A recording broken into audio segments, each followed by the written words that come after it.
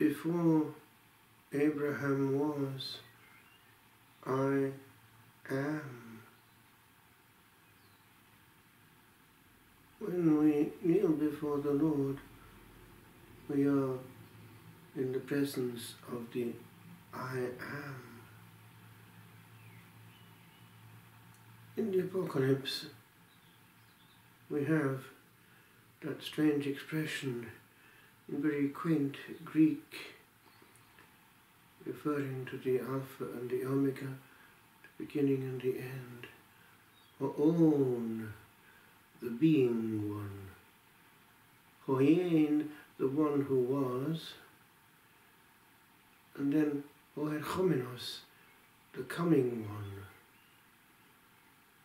It comes in some forms of the sung doxology in some countries, notably in France, at the end of the Psalms in choir quite often.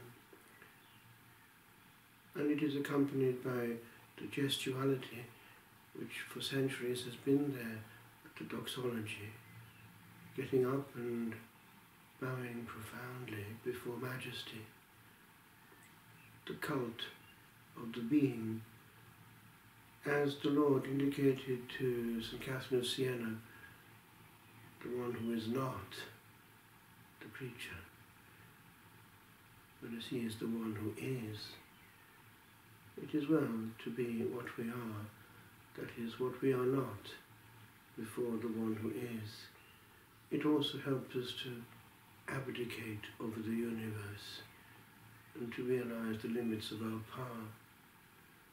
For much of our unhappiness comes from illusion on this point.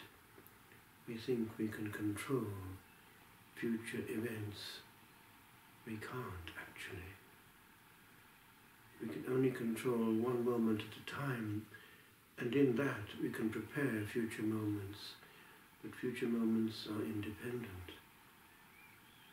And we have that possibility of spending the moments that we have once only on earth, in freedom and in peace, if we choose once and for all to relinquish our hold over the planet. We, as creatures, receive, recevoir,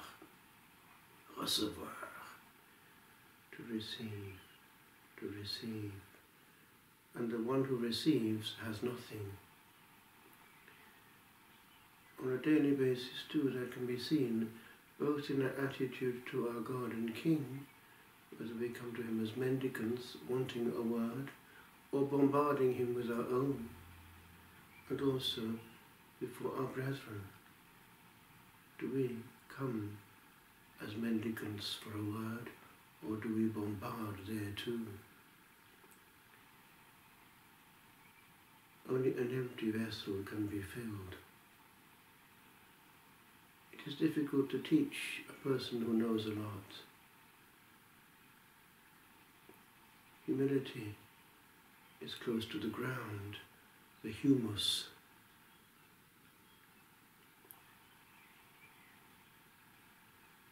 Our Blessed Lady did recognize the gifts of God, but immediately deflected them, referred them to the true giver. Monastic centuries have tended to want to do the same by a kind of laus perennis, perpetual praise going on from choir to choir. When one choir finishes, the other starts, somewhere along the planet. The lamp is kept burning. The devil complained recently that he hadn't been able to completely empty these places of prayer. He's trying to. It's a nuisance to him.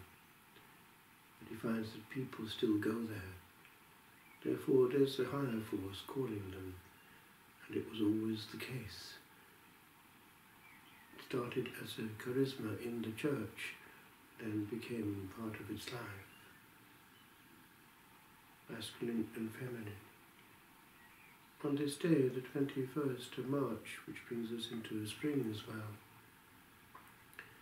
patriarch of Western monks went unto glory, Benedict, blessed in name and in deed. He did in the West what St. Basil did in the East. He did envisage in the prologue, we see, that possibility of going into the eremitic life eventually too, but he formed a great army of Cenobites, and the abbot was Christ for them.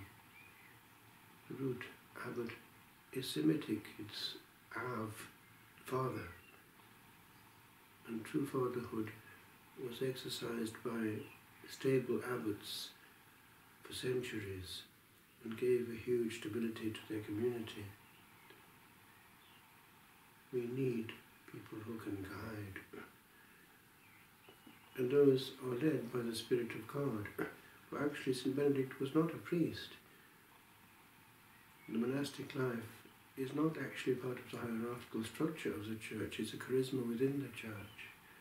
And both male and female guides can be called to lead their brethren.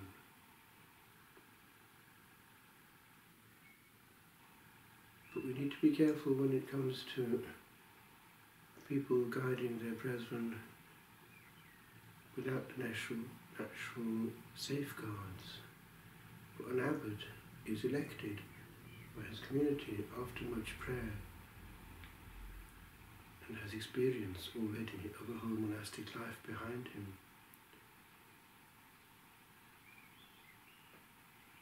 We need safe teachers, and safe teachers are safe because God is teaching in them. We cannot teach ourselves. We are there for Christ, icons of the same. Lord, use me. I am not. I give you the throne. This day I give back to you its author, and I praise you for one moment of time. I take it as you give it. Lord, I have no will. My will is yours in its tiniest expression. It is enough.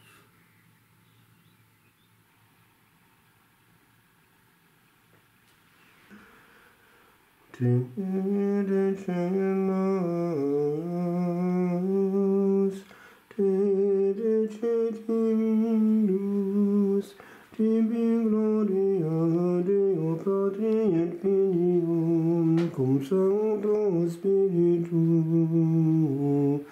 in saecula saeculorum.